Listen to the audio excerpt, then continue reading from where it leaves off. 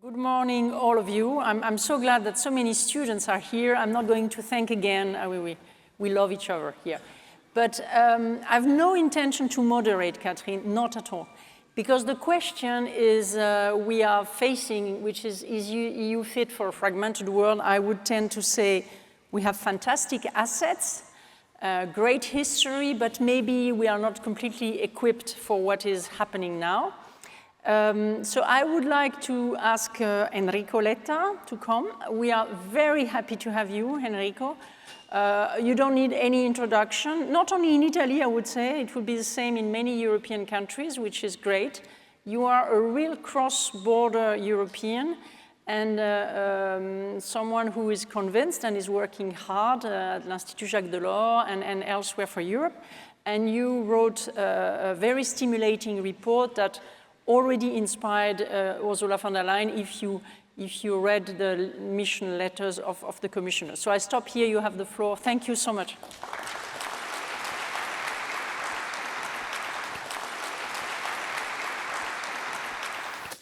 Thank you very much, Sylvie, for this introduction. Thank you all. Thank you to the leadership of the university and of the Institute. I'm so glad to be here, and I'm so glad to be here with so many students. I'm so sorry, but I have to say thank you because you decided to keep the invitation, even if I decided to move to a competitor, because I will work at Instituto de Empresa in Madrid at the end of November, but I know the relationships are very good, so I'm sure that we will strengthen these relationships. I'm very happy also for the invitation for a very simple reason. I want to just to thank you very much, the Institute, because the moment in which I was here last year, it was exactly 1 year ago, October 23, we had, thanks to your generosity, and I would like to thank Mario Monti, first of all, we had a fantastic conversation here, very sans langue de bois, on the single market. And for me, it was the first discussion in an academic milieu in preparation of my report, because I decided to have this journey around Europe following a suggestion that Mario Monti gave me when we met first time, and I asked him suggestions on how to run this report, and he told me, you have to go away, you have to go around Europe. This is what I did, and the 27 countries, 65 cities, more than 400 meetings, and a fantastic meeting here hosted by the Institute. I remember very well the conversation with Mario, with Sylvie, with Carlo, Daniel, and students and doctorate. I answer the question, and I say not enough. We are not fit for a fragmented world, and I would like maybe to add to fragmented broader, because the true point today is the fact that the single market was created in a world that was not so big and a world that was not so fragmented, that was completely different from the one we have today. The word in the 80s was a word, I repeat always that for an Italian audience, but here we are an international audience, but it's a sort of national pride to say that at that time Italy economically was big as China and India together, jointly. And that was the word in the 80s when the single market was created. The single market is today in a world that is totally different, a world in which the rise of the BRICS and the different competitiveness that the US are showing are for us a big challenge. And at the same time, we had the enlargement, the big enlargement. And I read very carefully the book that Sylvie wrote on that topics recently.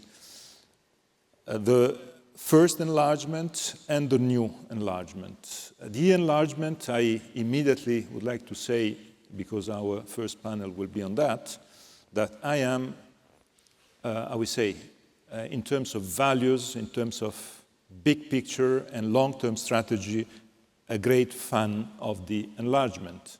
The enlargement is fundamental for our future because in a broader world is one tool for us to be at the level of the challenges of this broader world. But it is true that we are today paying the price, even today. So in this semester of an enlargement, that was when we had the big enlargement, the Big Bang in 2004, that was not enough, with not enough preparation for the institutional aspects of the enlargement. The fact that today, for instance, we have a presidency of the rotating Council of the European Union that is a sort of lost semester, that is the present semester, is part of the problem of our governance. And the fact that even on some subjects, mostly on foreign and security policy, but on other two, the veto right is still present. And the veto right, even on the topics where technically this is not a question of veto, but intellectually, in terms of behaviors, the leaders in the European Council, they used to work normally with the unanimity rule in their mind. And I think it's a mistake. And it is a mistake because it's the way to slow down the way in which we are working. And the two main subjects I would like to share with you and ideas are, first of all, the fact that we have to change the single market to rearrange the set of rules and values for a single market for this new century, for these new years, taking into consideration the fact that the world of today is a world where the BRICS and the US competition is so strong for all of us. It's such a challenge that we have to take into consideration that we have to change radically. On that, I would like to share with you one point. I don't know if it is completely shared or not, but my experience, when I was a student like you are, I was in the best university in the world, so Scuola Sant'Anna di Pisa and University of Pisa. By the way, there's no Tower of Pisa here. It's a big mistake, dear rector, because it's the most important monument in our continent. But I was asking myself, what would be the most complicated thing to integrate at the European level? It was the end of the 80s, the beginning of the 90s. And in my view, it was not complicated to answer the question. And to say the most complicated thing to integrate at the European level, in terms of what Catherine just said, take back control, identity, sovereignty, I have no doubt, is the currency. Because the currency for some countries means 100 of years. For one country, you know very well, Sylvie, the name of the currency was the name of the country. In the currency, you have written everything in your own language. The currency is the main identity in terms of tools. But we integrated the currency. Today we have in our wallets the same currency with a name that is written even in another alphabet. The main point is that on other subjects that are much easier to integrate than currency, the obstacles today are enormous and they seem incontournable. And I think this topic today, we have to think a little bit on that. And it's part, this discussion on emotions, on take back control, on sovereignty that Catherine just mentioned. In the report, I focused on three main subjects: energy, telecom, and financial services. These three were the subjects that were in the 80s, the member states decided not to give to the law these subjects to integrate them, but to keep them nationally. Because at that time it was big enough to get a national dimension for a very fragmented system on this topic. So the main point was to impose national competition for topics that were monopolies, telecom or energy, financial services. So that was the most important challenge. But then we had the integration of the currency and we weren't able politically to complete the integration of the single market to these three subjects. And I was very, very impressed when I presented to the European leaders April the 18th, the report. At the same time, in that European Council, they discussed about the old capital markets union. I say old because in my report, I try to suggest, and I'm very happy, as Sylvie said, that von der Leyen took this suggestion to stop discussing about capital markets union. It was, in life, names are very important, as Umberto Eco always taught us. And so capital market union was part of an unsuccessful life of the European Union. And the idea to change it in savings and investments union. So with the idea that the integration of financial services has a higher purpose, that is how to finance the transition, topic for the second panel, and how to finance the real economy. And the fact that today we have the 27 capital markets brings us to think that we need to integrate them and to have a stronger single market on financial services. And I was saying that in that European Council, the leaders were discussing, after my presentation, on the old capital markets union. And the discussion was a discussion that I can imagine the resistance of a citizen to say, I want my currency, my old currency. But it's very complicated to think that a citizen will go to the streets and to say, I want my Consob, I want my IMF, I want my... And it was exactly the topic of this discussion, where the leaders were fighting on the national authorities for the financial markets. And the idea to have the same currency and not to have an integrated financial market is part of this paradox. And this is why we are not fit. We are becoming, I'm sorry if I'm strong on that, we are becoming a colony of the American financial market.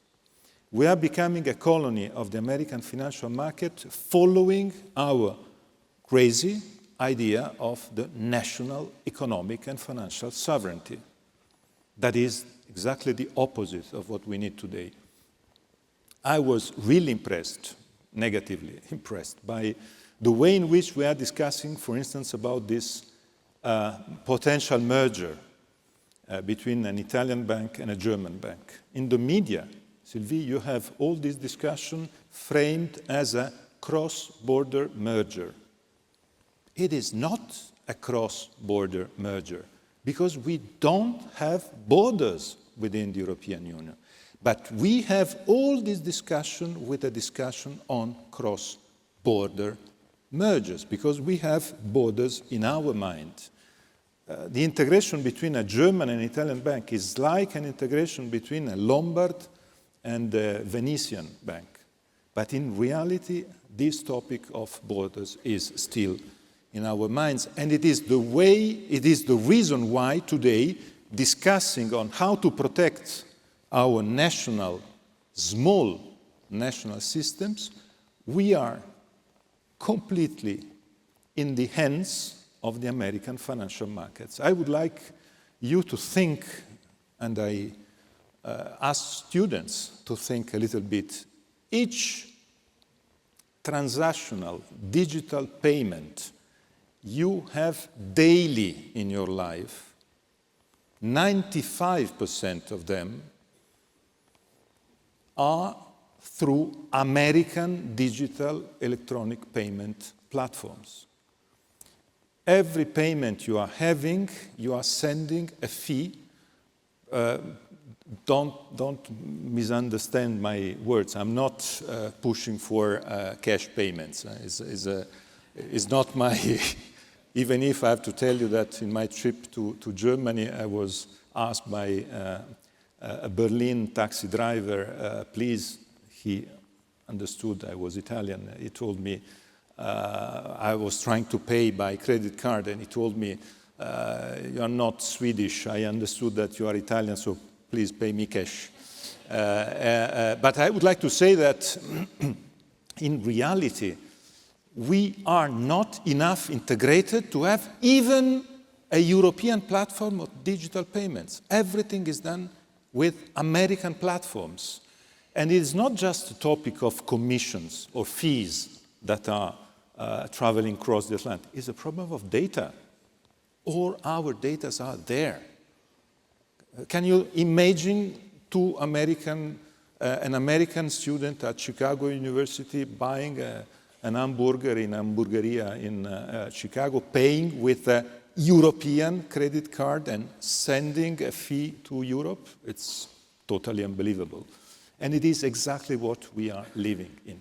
So my point, and I stop immediately because we have the panel, is just to say this topic is crucial. If we are not able to integrate our financial markets in a strong European savings and investments union, that will be, it will be impossible for the European Union to be fit. Because if we are not able on the financial markets to be able to feed our real economy with the strength of a European financial system, it will be impossible. And my conclusion, I had in mind preparing my presentation this morning exactly what Catherine just said about take back control. Because in reality, we are there. We are still there. We are 8 years later, exactly in the same debate of Brexit. And I strongly suggest to students reading one book that I'm trying to find an Italian translator because it's a fantastic book. It's the book wrote by Rory Stewart in the UK, Penguin. It's a book, Rory Stewart was the one who challenged Boris Johnson to the premiership after Theresa May, and he was the one challenging him, trying to have a Brexit in order, with a deal, keeping the possibility to have relationship with Europe and so on. And his book is telling us how crazy was this discussion on how to take back control at national level. This is exactly what is happening, and the three subjects I mentioned are subjects where, so financial services, energy, and telecom, not by chance. On these three subjects, all our countries, they are still thinking that they need to have control on that. So they want to have the incumbent. They want to have national banks with the CEO with a phone number with the plus 39 if it is an Italian bank, or 34 if it's a Spanish bank, and the same for the incumbent in energy, and the same for the incumbent in telecom. They don't want to have a CEO with a plus of another country with a merger with many countries together. Because they think, and this is the, I would say, fake sovereignty approach, that keeping it at national level means that you can control. Controlling it and having this national flag very high means that we are making happy Wall Street, the Chinese, and the Indians. And if we continue like that, our only choice will be, in some years, to become a Chinese colony or an American colony, because our dimension will shrink.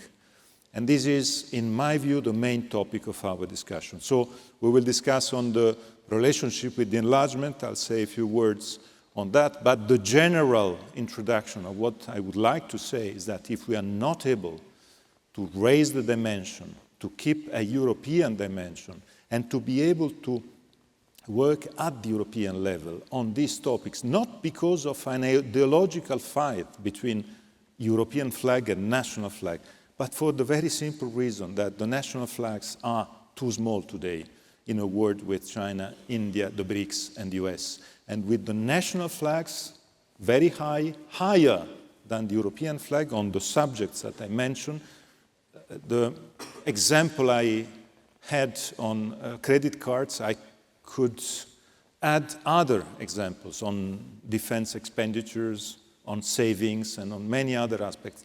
The point and the outcome is always the same.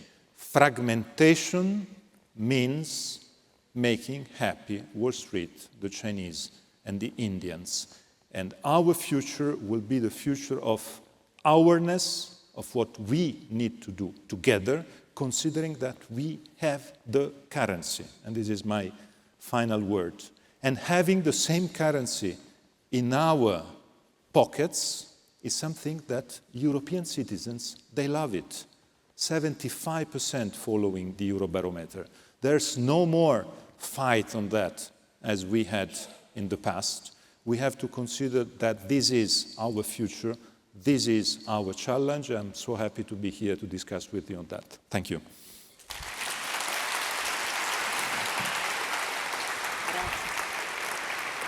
Thank you, Enrico. Many very interesting points on scale, on finance, on many issues related to currency and what we still have to do, because Europe is definitely an unfinished business. I would like to ask Thomas Gomard to come on stage. Thomas is the director of the French think tank IFRI. And Thomas is the writer of fantastic books on geopolitics and Russia and the state of the world. I hope it works, but yes, we have with us, and I'm so glad, I thank you, Vladislav, for taking the time from DC in the middle of the night to be with us. So I think it requires an applause.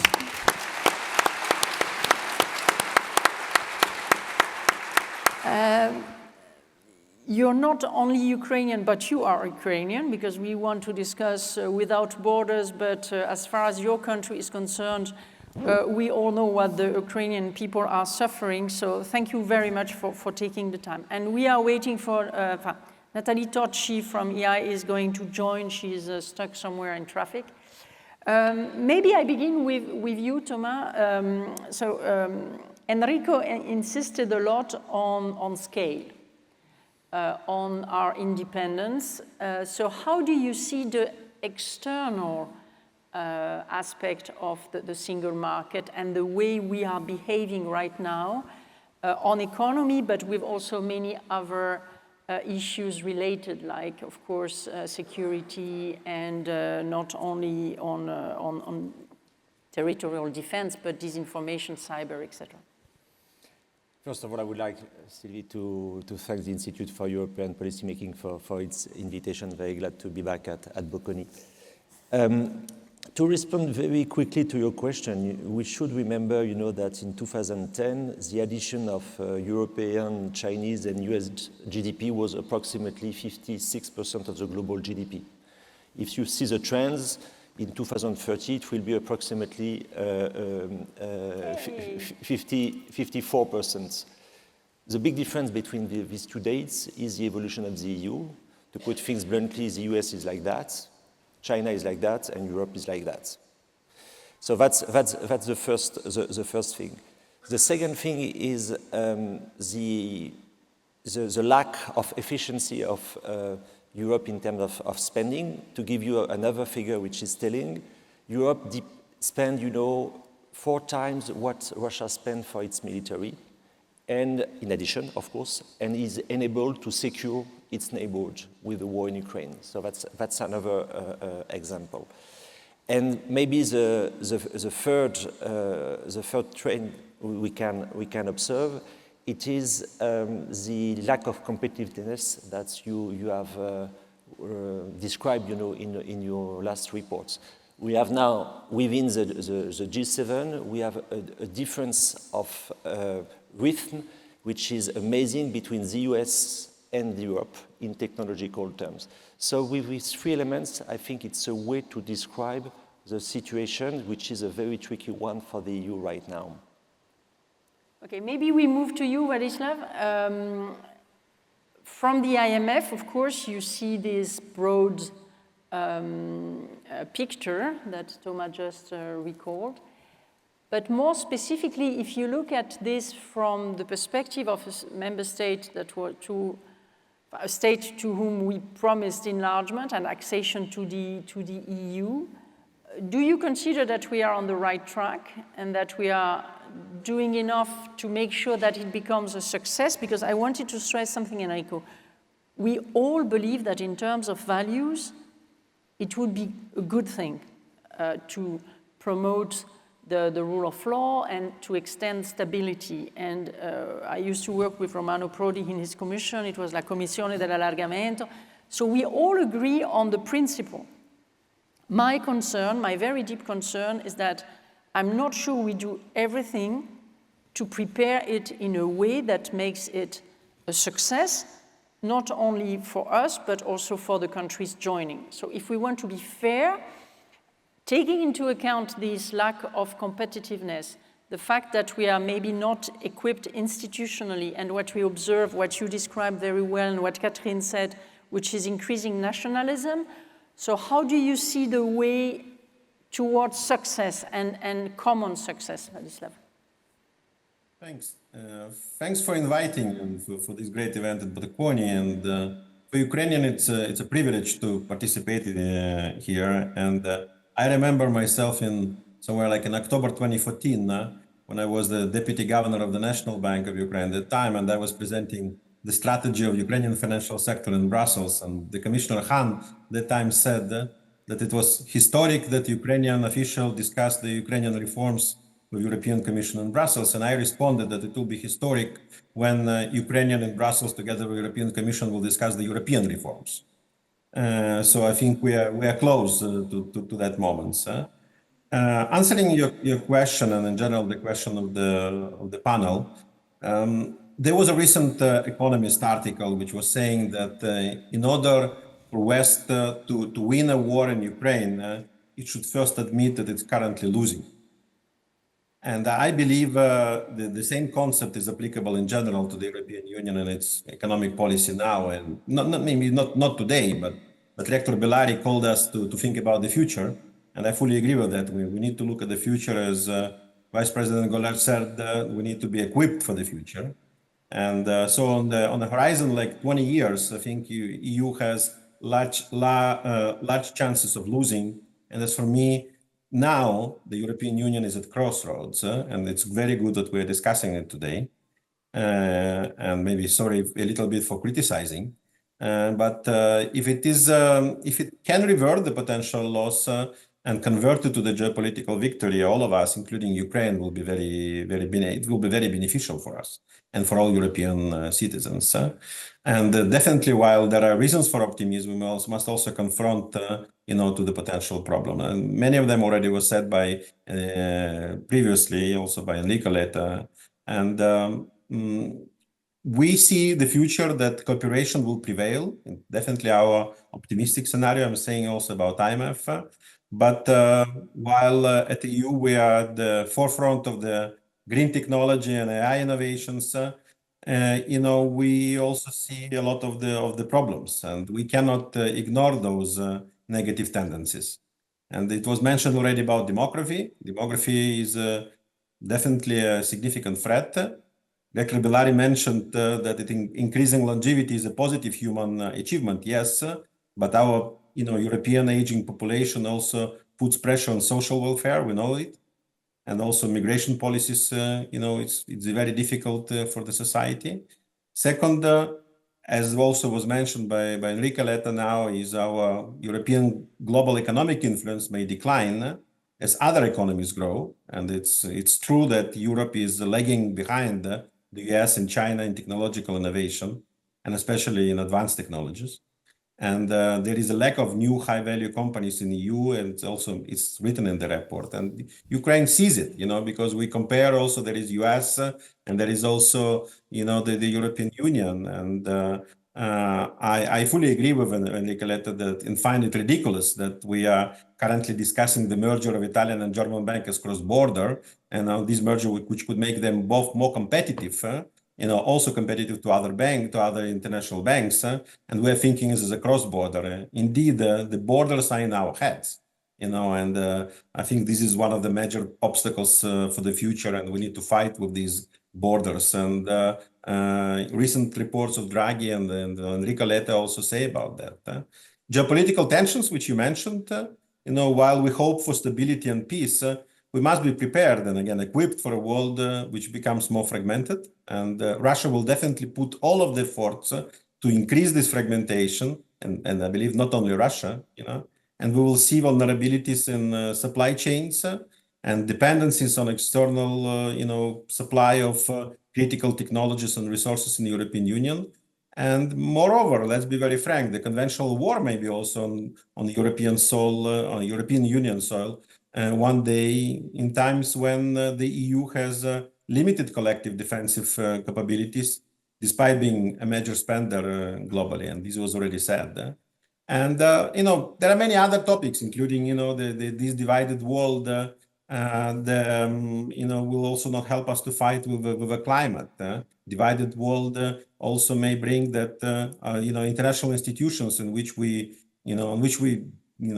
base our international policies during the last 80 years, like UN, WTO, Bretton Woods institutions, may become less effective, and some of them even dysfunctional, as we see sometimes. And this can disrupt our international trade, European Union. So Ukraine looks at this, all these problems and potential problems of the European Union in the future. And despite all of that, I strongly believe, as Enrique Letta also mentioned, I'm a strong believer in the further enlargement. And Ukraine today is one of the countries where the people are fighting on the front line under European flags. You will not find it in many other places in the world. And Ukraine fights today, exactly as you mentioned, Silvia, for the values, for the values for which European Union was built on, the values for which it stands for, at least the majority of the countries. And this is the humanism, this is a globalization, this is a liberal idea, and we strongly believe in them. And I strongly believe that Ukraine and other countries for which will join the European Union in the next wave will strengthen the European Union, not weaken. Let me stop here. Thanks. No, thank you very much. And we very much respect the fight made by the Ukrainians and some others with the European flags. Unfortunately, I can tell you that I don't see many people in our countries ready to fight for the European flag. So we need to look at it and to be very lucid. But I wanted to ask Natalie, this external aspect, we had a great presentation by Enrico on the single market, how it is an asset, how the currency is also something we have in common. By the way, Enrico, all states that joined in 2004 and 2007 are committed to join the euro. No one is talking about it anymore. We are all making as if they have fulfilled all their obligations toward the EU. But, Natalie, on this Russian perspective, Russia being keen to destroy us, I have no doubts on that, considering everything that is supranational as non-acceptable, and this lack of competitiveness toward China and Russia. So how do you see the external strength, weakness of the European Union? Well, thank you, Sylvie. And let me put it in these terms. I think that what we've been hearing so far tells us at least a clear story. We know we have a problem looking east, looking internally, and to an extent looking west as well, right? So there, in a sense, there's a plan, there's a strategy. We know what we should do to deepen our single market. We know how that is an essential component of improving our competitiveness. We know that we have to do it because, on the one hand, there is the China challenge, which mainly revolves around technology. We know that on top of it, there is the energy challenge, which is both China and Russia related. And on top of it, there's the defense story, which is, to a large extent, US related. So we know that, in a sense, what we have to do, looking west, looking east, and looking internally. Where we are really at a total loss, where it's not just that we can have debates, are we going to implement Enrico's report or not, because at least there is a report, there is a plan, it is looking southwards.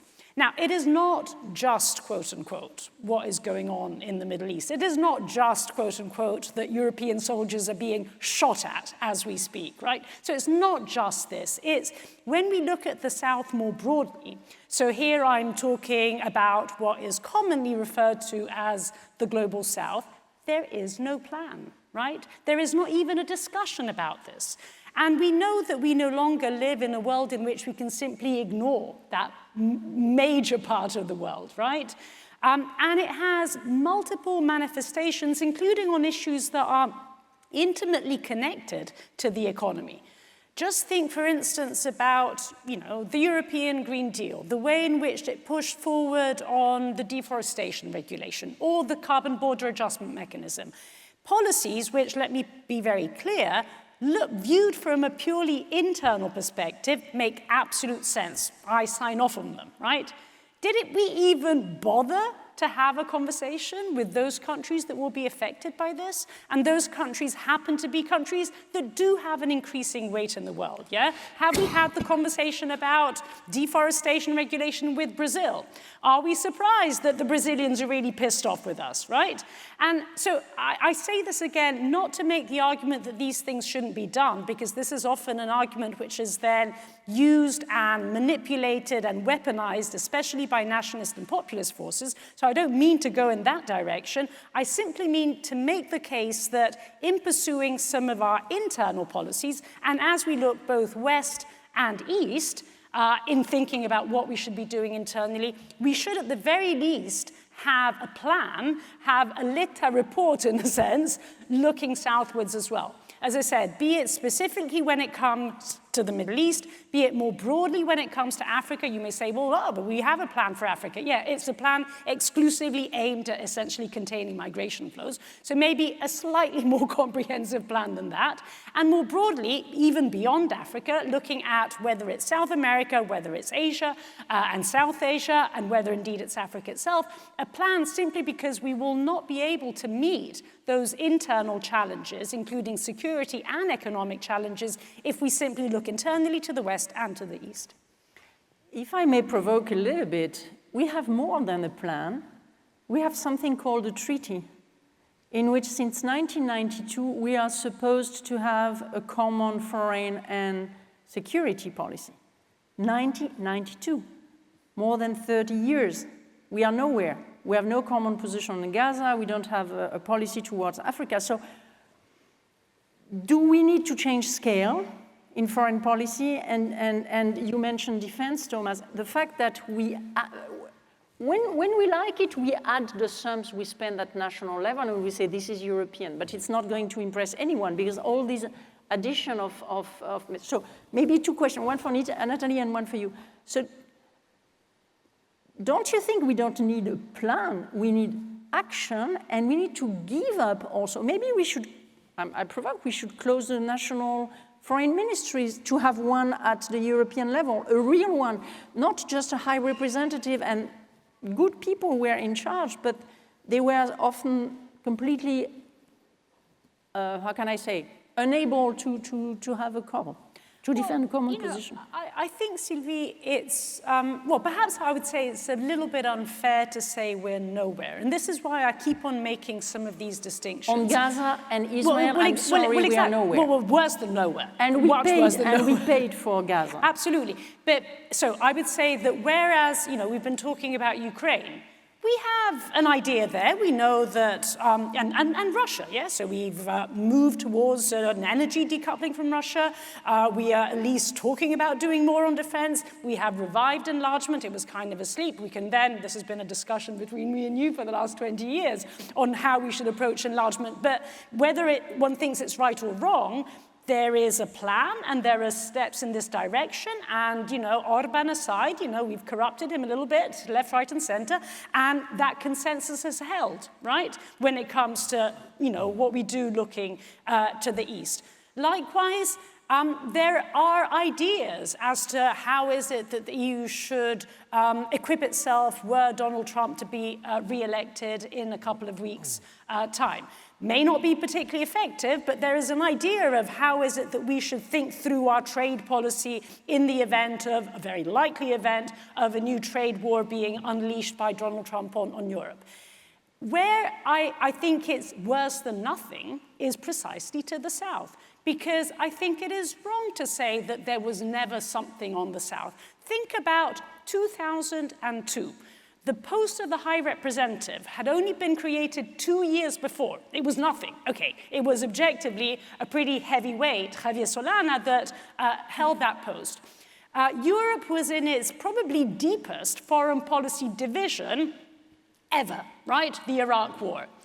1 year later, right?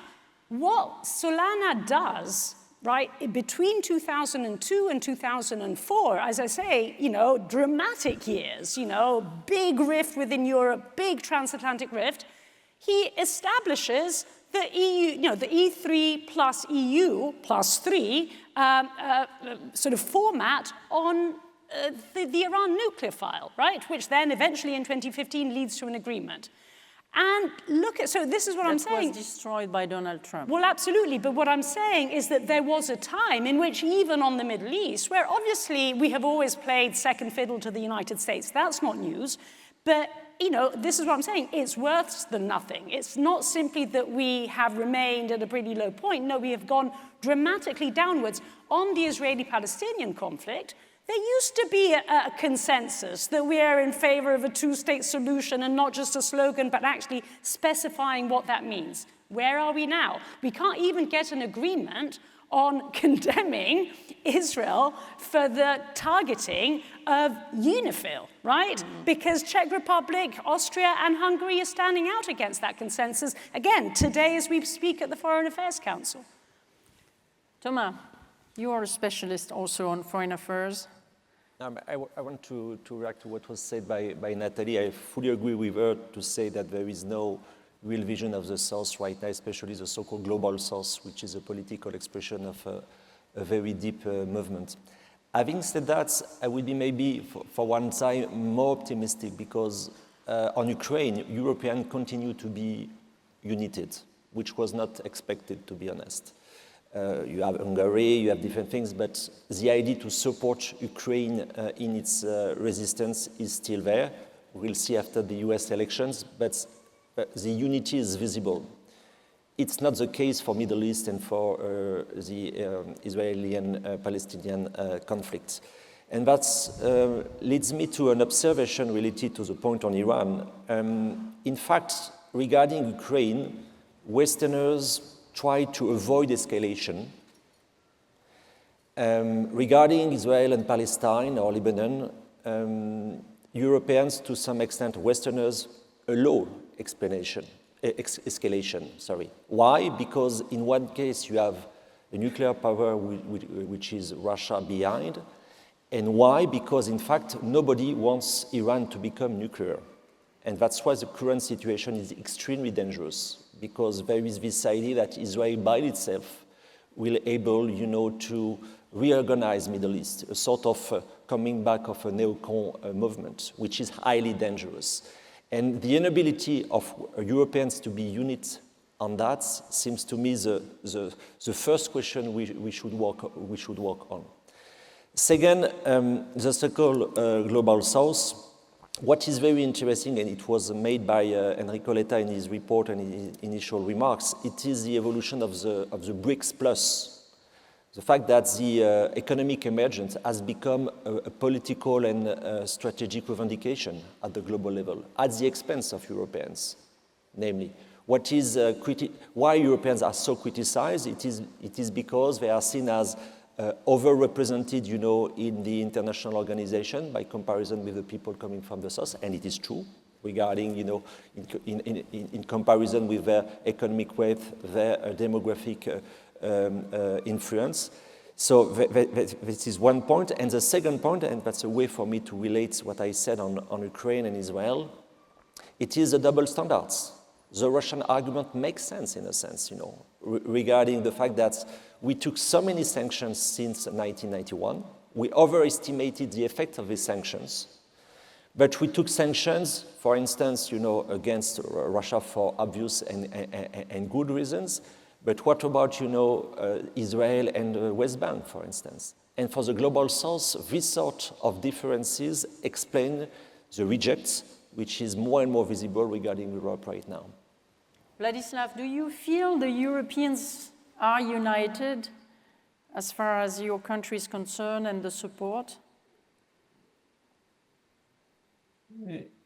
I would say that the European Union is almost united. You know, and we see it in many discussions over the policies, even recently on the discussion on the Russian assets, which are immobilized now in Europe, and the usage of the revenues from them. There is, I believe, only one country which is against of the principles there of using the sanctions or even doing lengthening the sanctions. But I would say that Europe should be more brave, as Ukrainians are, you know, and more bold, as Ukrainians are, in the challenges which we discussed in the beginning of the panel. And I think this is sometimes is missing. But I think this lack of braveness sometimes, which you know, some misinformation or disinformation and Russian propaganda tries to push you more to the concept that if you will more support Ukraine, it will lead to more red lines or more escalation. I think Ukraine showed now that the losing of Ukraine will increase escalation, not the supporting of Ukraine by European Union and other partners will increase escalation. So Europe should be more brave, more fast. But again, as we discussed in the beginning, it's not only to become brave, you need to be prepared. And unfortunately, are not. I was saying somewhere that Ukraine probably did not manage well to deliver a message that Ukraine is supporting is protecting European Union today. You know, it's not only protecting its own borders, it's protecting European Union today. But more important, that Ukraine now is buying time for European Union. And unfortunately, I think in the last 2.5 years of the full-scale war, Europe somehow lost this time to prepare for a lot more or higher challenges which may come in front of us. But the best time is start to prepare today, you know, for this. And as we discussed in the beginning, you need to look in not even 1 year or 2 years. We need to look in 20 years. And the dynamics, geopolitical fragmentation is increasing, not decreasing. And we need to be ready for that. And European Union itself is a union, you know, as Enrico Letta said, without the internal borders. And I hope Ukraine will become a part of this union. And you raised the question about the plan, and I fully agree with you that it's not only about the plan. Plan is there, and there are different reports, including Enrico Letta report, Mario Draghi report, and other, you know, a lot of the reports. Hopefully someone reads them, you know, and someone has a braveness to put them in practice. But we definitely know that Europe should, you know, deepen the single market. You know, it should be, you know, also advocate strongly for the further rule-based global trading system, including, you know, proper functioning of the WTO. You know, pursue, you know, targeted de-risking, you know, maybe rather than decoupling, you know, to protect the economic security in Europe and develop the economic partnerships and new partnerships with the countries that present less geoeconomic risk, including with Ukraine. You know, we European companies should be ready, you know, to start looking at Ukraine as a future, not only the market, but also the production facility, you know, and the space, the labor force internally for the European Union. And I think it's good time to start thinking about it now. Just last days, we completed one of the transactions where the French company invested, you know, several $100 million euro to the Ukrainian telecom operator. And I think this is a good sign. But more cases like these should go, and we need to restrict, you know, protectionist, you know, like industrial policies within the European Union also to address these, you know, potential challenges we will see, you know, also through the global fragmentation. Let me stop here. Thank you. Enrico, do you want to react on telecom? I know it's one of your three favorites. You know, telecom is for me one topic that is really emblematic of the problem we are having, because it is clear that 70 or 80 operators as we have today are not the right dimension of our industry to be competitive at world level. Telecom was the typical sector where in the 80s and in the 90s, Europe was at the forefront of everything at the world level. I think we all remember, not the students, but all but students remember the fact that at that time the brands were all European brands. GSM was a European technology. And of course, today we are exactly in the opposite. We are lagging behind. The fragmentation is part of the problem, and everything is the hand of American platforms, Chinese platforms. The key point is it possible to create an equilibrium between scale and consumer protection at European level? In my view, yes.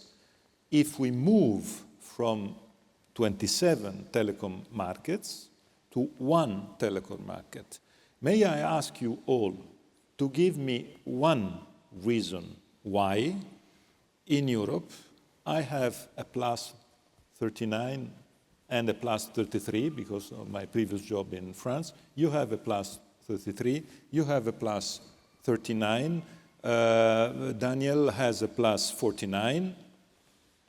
Is there a reason why we have all these plus with a different number? There's only one reason because of that. And the only reason is the fact our treasuries, they want to have the fees at national level of all the different auctions and so on. This is the only reason. For the rest, it would be absolutely easier for all to have a plus, I would say 0, because the Americans have the plus 1. We want to be before them, so the plus 0. And to have one prefix for all the European Union. Can tell you a small episode. I was in a call, in a Zoom call with the US, discussing about the problem of the single market. And in this Zoom, I was in a car moving from Brussels to Luxembourg, so within Benelux. I was not at the, I would say, the last border of the European Union. And we were discussing, I was discussing about our problems of telecom connectivity and so on. And then suddenly everything was cut. Because I was passing the border between Belgium and Luxembourg. And 10 minutes later, I had again the connectivity, and I was telling them it was not pre-organized, but it is the best way for you to show you the problem, where it is the problem. And the problem is the fact that our national approach is that we want to have the national authority. We want to have the national incumbent. We want to have the national fees. So my proposal, because I'm very pragmatic, as you know, in the report, I don't want to have just ideological battle. My proposal is to say, okay, we keep the fees at national level, because we know that it would be I would say impossible to overcome this problem, because if the treasuries are against, it's done. So we keep the fees at national level, but please, why don't we start the creation of a European single market of telecom, having at the end of this process the possibility to have, I don't know, 20, 25 operators, and having for all of us the possibility to choose among one of them, and competition would be there. So as consumer, I would be protected, but with the possibility to have 20 operators with strong shoulders and able to work out of Europe and to be strong enough, and not to be, as today we are, where everything is American and Chinese. I'm sorry if I'm passionate on that, but I think we have to I would say, to deal with these topics exactly in that dimension. And the fact that we continue to have 27 markets, we have the single market of telecom in Slovenia with 4 operators in Slovenia, big as Friuli Venezia Giulia, 4 operators, I don't know, 300,000 clients for each operator. Is that something that can work in the world of today? Yes, my answer is no. You mentioned something which is very interesting, and for me it's the black hole of quite all discussions on the future of Europe, which is tax equity. I mean, nobody dare say that we are not going to have a common budget, we are not going to have a common debt, we are not going to have transfer across the borders that still remain if we don't have a minimum, I would not say harmonization, but convergence of the tax bases, making it possible to have a budget and to make sure that the money that is used at European level is based on the capacity of the taxpayers, being a household, being a company. And for me, this is one of the things that is not discussed. For example, Thomas, could you imagine something financed at European level in terms of security and defense, or are we going to stick to national expenditures and national revenues that then at the end renationalize not only the policies but even the minds? That's a difficult question. If I continue on what was said by Erika to respond to your question, Sylvie, you know, with telecom is a good example. Energy is also another interesting example, and financial markets is also a very important example, because for energy, for telecom, you have another component which you have not yet mentioned, which is national security. And the fact that national security is more and more used, you know, regarding WTO and so on, as a reason for making choices. For instance, for telecom, you're absolutely right to say we should have only one market. At the same time, when you have some countries which make choices in terms of equipment, to put things bluntly, Chinese equipment, you have also a question. And these equipments are also an element of dependence. You told us that Europe can become, is already a financial colony to the US. Europe could have become, you know, a sort of a Chinese telecom colony. So the point of national security is more and more present. For energy, the real consequence of the war in Ukraine, it is the rupture of the energy links between Russia and Europe, with dramatic consequences in terms of high prices, the overcost, you know, of this crisis, and also the consequences of the underinvestment we made between 2015 and 2021 in the energy sector. So on that, and for financial market, of course, you have the currency. You are absolutely right to say that's the main achievement of Europeans, but the financial infrastructures are less and less Europeans and more US, as you said. So my point, it's a way to respond to your question, more and more, and it's not on that, you know, maybe Europeans are late, because it's very clear in the US approach, very clear, of course, in the Russian and the Chinese approach. National security is one of the main drivers to explain choices, and we are very late in doing so. So now for your question for security spendings, even, I mean, if we if we succeed in having a better integrated, and it's a point on which you worked a lot in the recent past, if we are capable to have at least a better coordinated military industry, it will be a step. But you cannot have one as long as you have national government discussing with their national industry for national markets. Yes, agree. But you have the other argument is to say, for national security, am I able to say I reject these capabilities, and I have the hypothesis that I can buy these capabilities in a store, which is not the case. So it's a real decision. In fact, are you ready to say no, for this capability I accept that I should purchase? That's not the French choice, by the way.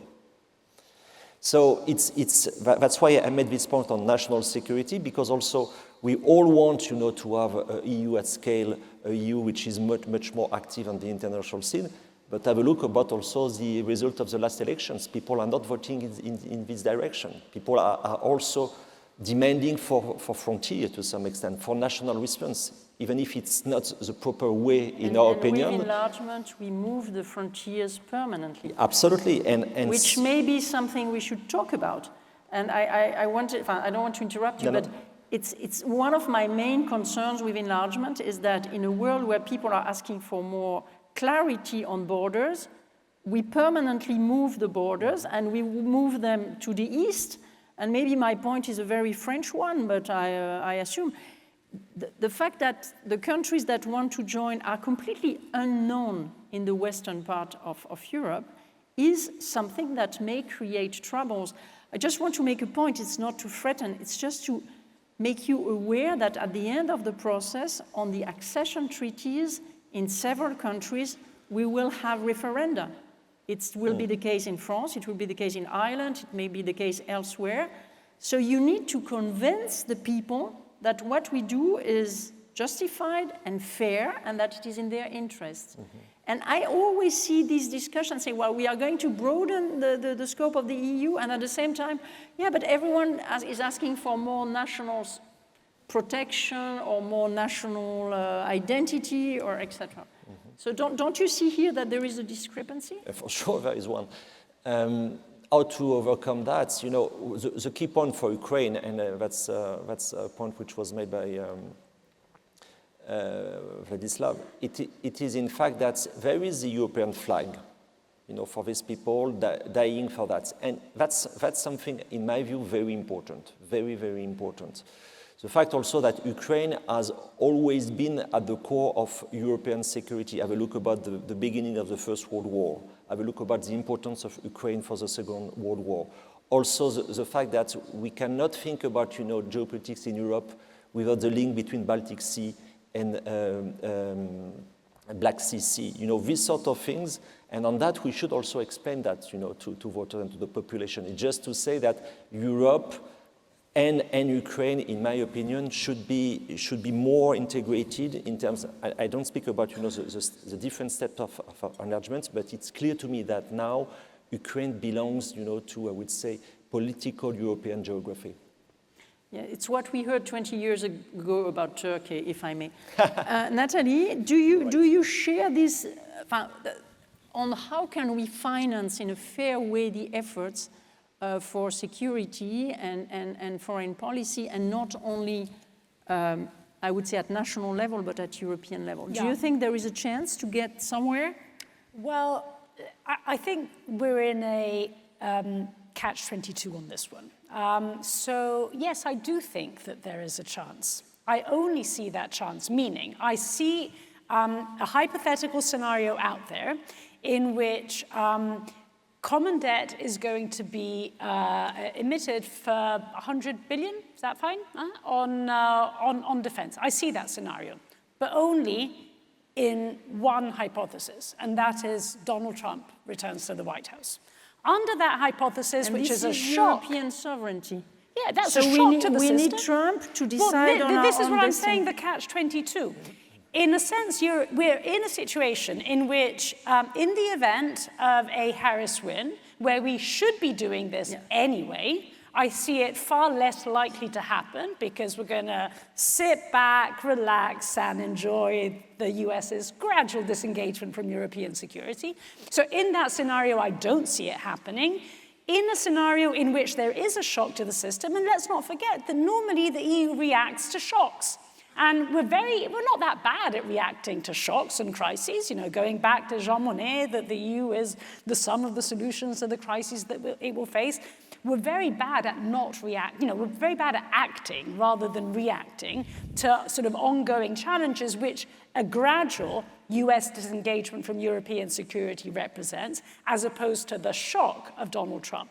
So in a sense, we're in a situation in which a Trump return to the White House would make us more willing to act, but probably less capable to be effective, right? Because obviously it would be a shock to the system.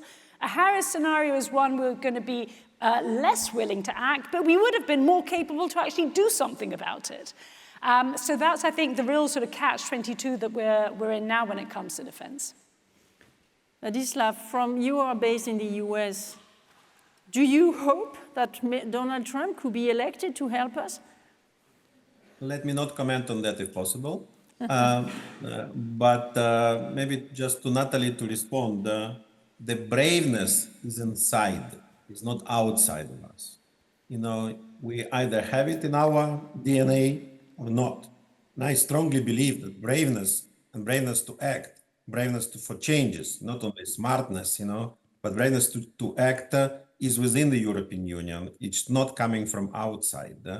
And I would definitely advise not to look, to the US elections, rather to look at the military budget which Russia put for 2025, which is again, the 2024 was increased 40%. There is, I think, 25 or 27% increasing for the next year, no matter if Russia is preparing for the end of the war in Ukraine or not. They are increasing the military budgets significantly.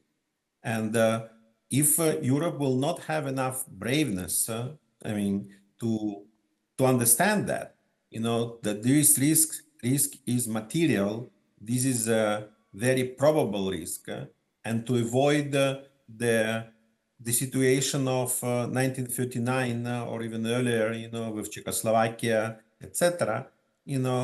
I think, we will manage, but if not, Russia will understand the weaknesses. As we discussed before, they will definitely attack each of you nationally, because they really believe that the weakness of European Union, and I fully agree here with what we discussed now, is not with a European Union unity, but with a national, I would say peculiarities or national, how to say it in English, and they will push for the further nationalism. And believe me, they will finance the most ultra-radical parties in Europe, which are questioning the European Union unity. This is what we will see in front of us. But I believe that the European Union sees it itself, and you don't need any external factor in order to start acting. And as we already discussed, there are a lot of plans. It's important to start acting.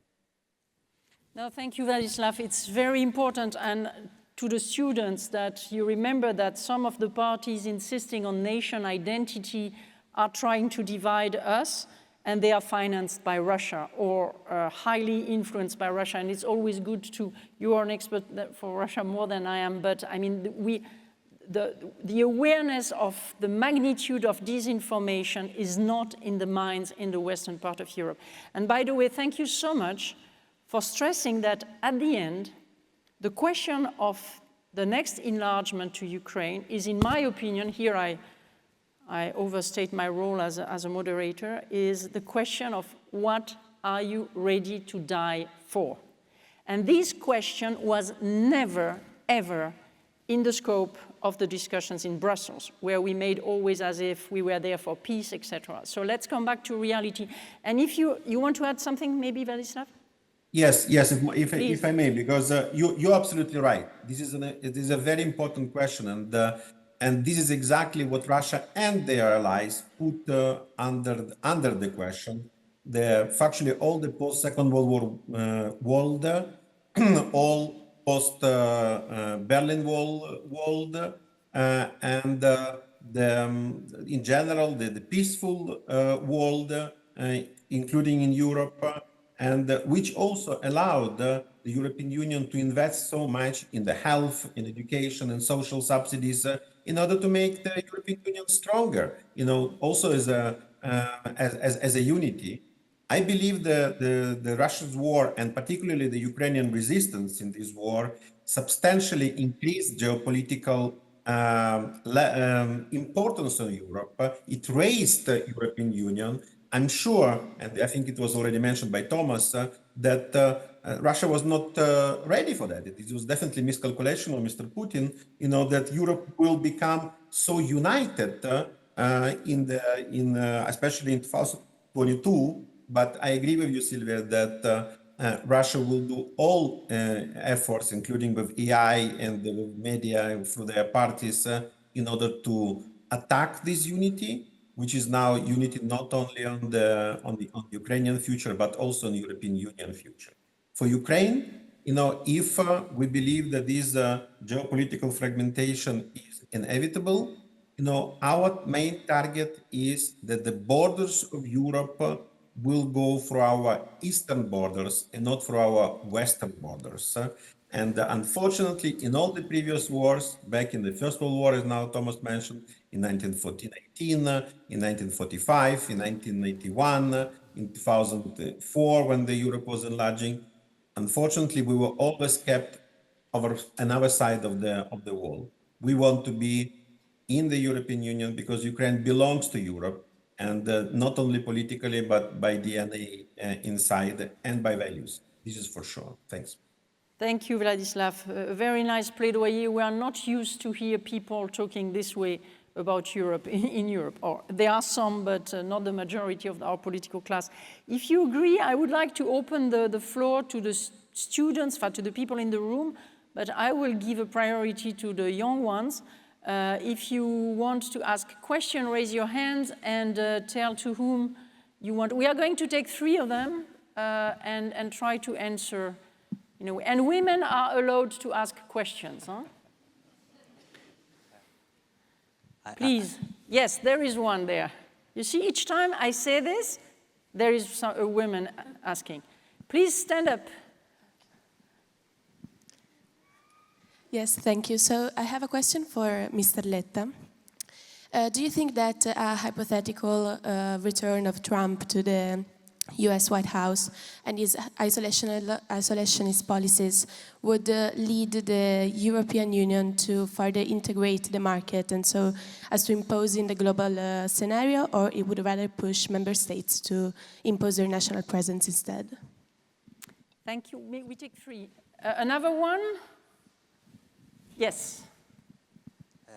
Hi. I also have a question for Professor Letta. After the discussion, I think it was very relevant and necessary to have a more integrated Europe, also to consolidate the leadership together with the United States and the BRICS. And I found very interesting the 3 drivers you highlighted in your report, and in particular the energy market. So do you think that in presence of an integrated European energy market, the European Union would have acted differently and maybe made different decisions concerning the negative effects caused by the war? Okay, and another one? Yes. My question is... Try to speak in the microphone and loudly, please, because we cannot hear you. My question is, should the European Union necessarily basically base their military funding and their military development off the election of America, or should they lead by, or they should follow the example of nations such as Poland and France, which have already begun military development? Can you repeat, please? It was not clear, yeah. Acoustically. Yes. Should the European Union basically base their military development of the results of the election in the United States, Or should they follow the examples of nations such as Poland and France, which have already sort of begun a military development, and Germany too, I believe?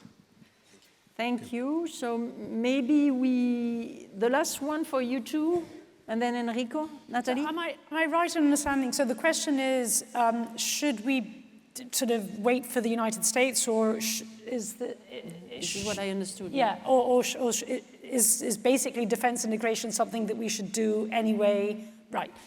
Well, obviously, it's something that we should do anyway. And I think, I mean, of course, the external context matters, and the US is part of that external context.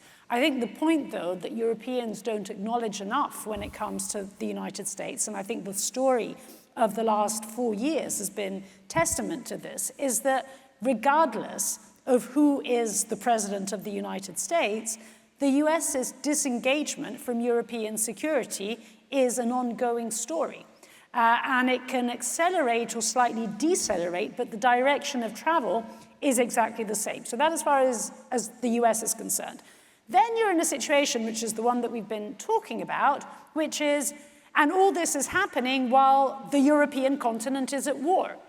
And I think it goes also to the heart of the question, which is not just a defense question, but it's also an enlargement question, which is, do we acknowledge that what is going on is a European war, and it's a European problem, and it's up to Europeans, including Ukrainians, of course, but not only Ukrainians, to address. So if you take those two things, and I'm not even beginning to talk about what's happening to the south, because I don't actually think that there is a military solution to that problem. In fact, there's too much of a military attempt at finding a solution, and that's what explains where we are. But certainly if we look at, on the one hand, a gradual or accelerated US disengagement from European security, and a European continent which is at war, and that war will go on for really quite a long time, because regardless of, again, what happens in the next few months, you know, maybe Trump comes in, throws Ukraine under the bus, and everyone, and Europeans kind of, you know, fold, and there's a ceasefire, quote unquote. But it's fairly clear that even in that scenario, 1, 2, 3, 4 years, we're back at war, because that's exactly what Vladimir Putin wants to see. So it's either Europeans understanding that their defense integration is something that needs to happen because of that global context, which is not a story of the next 6 months, 1 year, 2 years, but it's really a decades-long situation, a strategic context, or we're headed down the hole where we are, which is trouble. Thomas, one word maybe on this?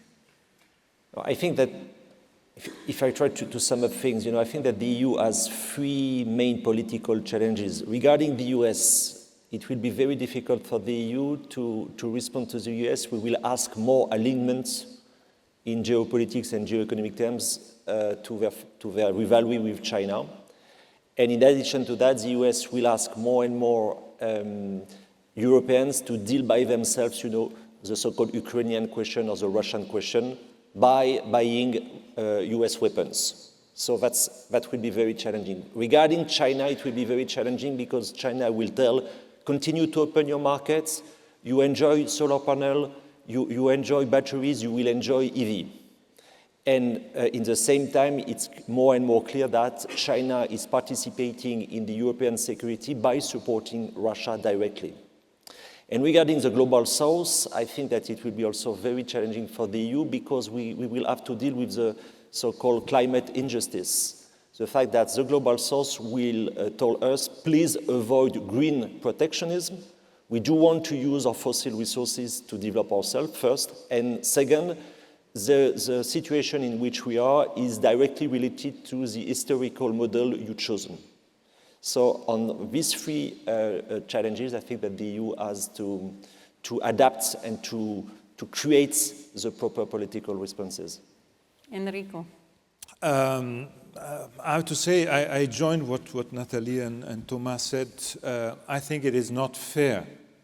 It's absolutely not fair to say that the election of Trump would play a role of federator from abroad of the European Union.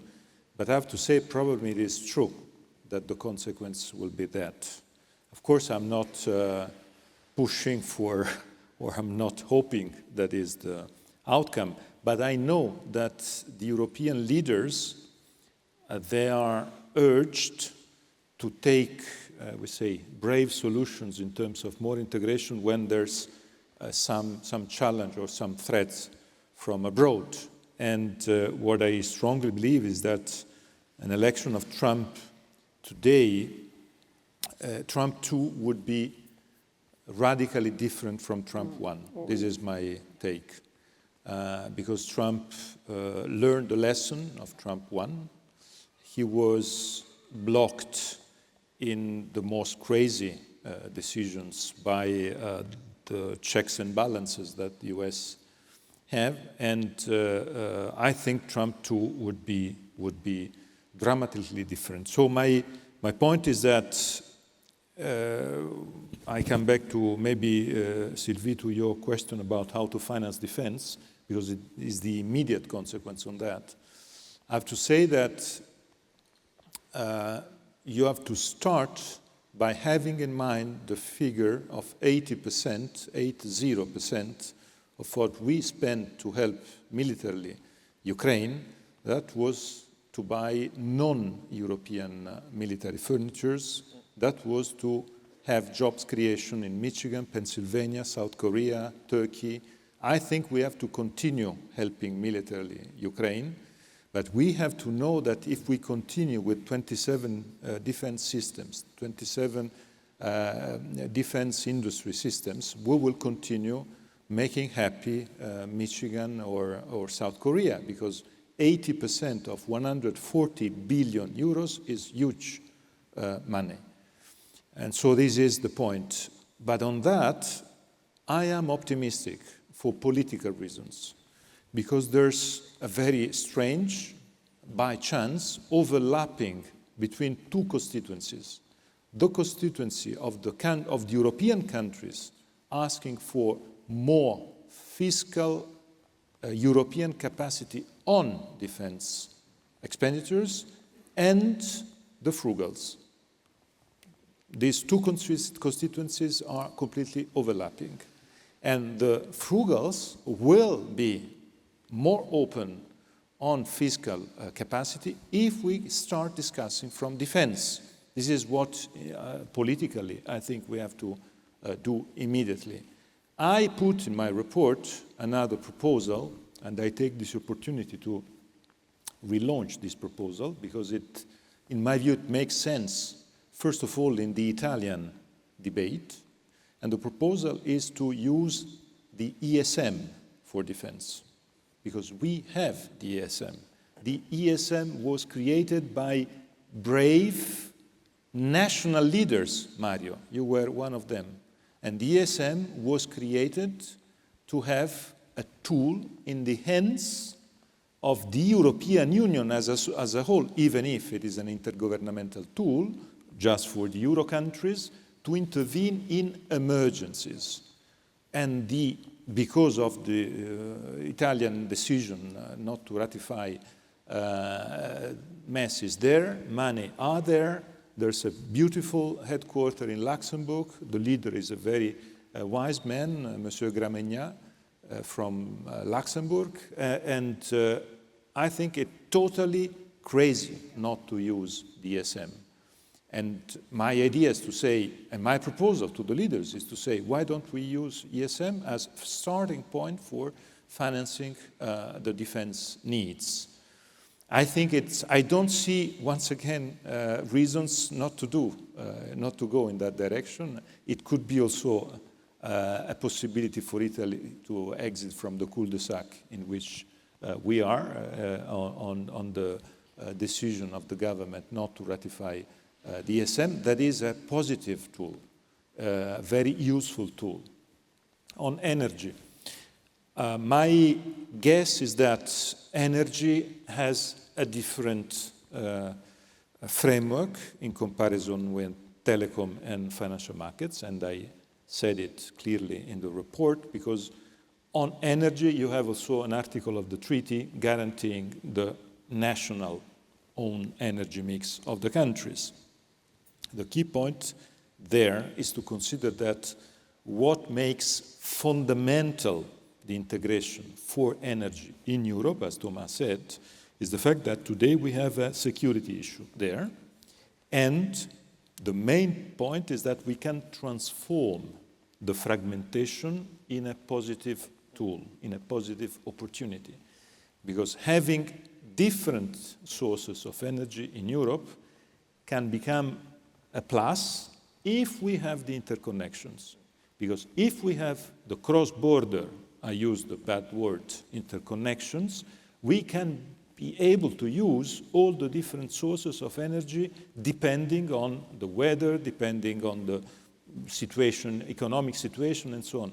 But if we continue without having these interconnections, it is exactly like my personal experience of the journey around Europe that I wasn't able, visiting the 27 countries and non-European but single market countries, so around 30 countries, it was impossible for me to do it by high-speed train.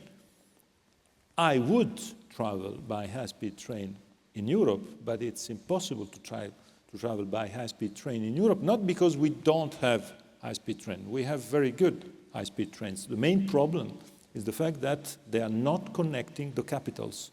They stop at the border for many reasons, historic reasons like Spain and France with the different dimension of railways and other aspects. But the key point is that in China, the representative of the Chinese parliament in charge of writing a report on the future of the Chinese single market would do this journey by high-speed train connecting Shenzhen and Beijing, Shanghai and Chengdu. That is not the case in Europe, and China is bigger than the European Union. So you have there the emblematic symbol of the lack of interconnections among countries are becoming the coffin of our competitiveness. And this is, I think, the big flagship that we have to raise. Thank you. Maybe Vladislav, as you must be very tired, I will give you the floor once again to have a word of conclusion. Or how do you feel, even you're remote because you're in the US, but when you listen to Europeans discussing this way, and do you really want to join this club of people not knowing what they always want? Or are you positive and optimist as Enrico is? I'm definitely an optimist, first. Second is, I usually say that Ukraine is a happy nation. We don't know who is our next president, for example. And therefore, I prefer this way of democracy rather than to know that for the next 20 years, nobody will change, like in our northern eastern neighbors. Therefore, I'm optimistic about Europe, and I'm sure that Europe will have enough braveness, as I said, to reflect on the necessity to reform inside. And I'm sure that Europe will become enough smart in order to address those attacks, both with a proxy war, with disinformation, which you should expect to have for sure. But I don't want to finish this only let's say, on a military or the security side. Europe is much bigger than that, and Ukrainian impact for Europe is much bigger than that. Even if today Ukraine plays an important role for the increasing security in Europe, not decreasing. It's not about the escalation. It's about that we are protecting now Europe. I'm thinking a little bit further, when the war will finish. And I am sure that Ukraine can become a platform, an experiment for the Europe also to rethink itself. And I give you just one example. Unfortunately, as a result of the war, a lot of Ukrainian cities have been destroyed, and most probably they will not be able to be rebuilt. So there is an opportunity in Ukraine to start building new cities, and these cities could become the European cities. They could be built by European Union together with Ukrainians, and these cities, which they can reflect all the European Union values and also the aspirations. We can discuss the topic of using the green energy in this.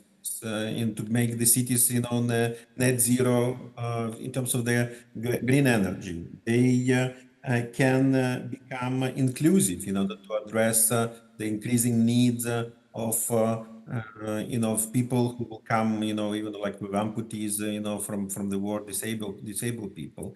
The city can be built with all the new European Bauhaus principles. It could be digital. There are a lot of the people in Europe, in Italy, you have like a Carlo Ratti as an architect who is working on also on the digital topics of cities. So Ukraine can become an experiment. Which can be later replicated in other parts of Europe. And again, in the report of Enrico Letta is on the cover page is written the speed, security, and solidarity. This is exactly what Ukraine will be, after the war. Ukraine will help, to show to demonstrate the solidarity in Europe and also to build up the security. So I'm optimist and thank you for Europe to be Europe with all its maybe small issues, but who doesn't have them? So Ukraine definitely is happy to join the European Union. Thanks. Thank you, Vladislav. And if I may just add a very last word, I want to thank all the panelists, to thank Enrico not only for the speech, but for all the work he is doing, he did, and he will do for Europe. And reports are useful, but you know what we say in French? Il n'y a pas d'amour, il n'y a que des preuves d'amour. So the proof of the report will be the implementation, and we really hope that your report will be implemented and that one day all the tricky questions I'm asking on enlargement will be solved in the right way. J'ai jamais pensé au rapport avec l'amour. Là, c'est quelque chose qui est un peu... I leave it to you. Now we go to the coffee break. Thank you so much.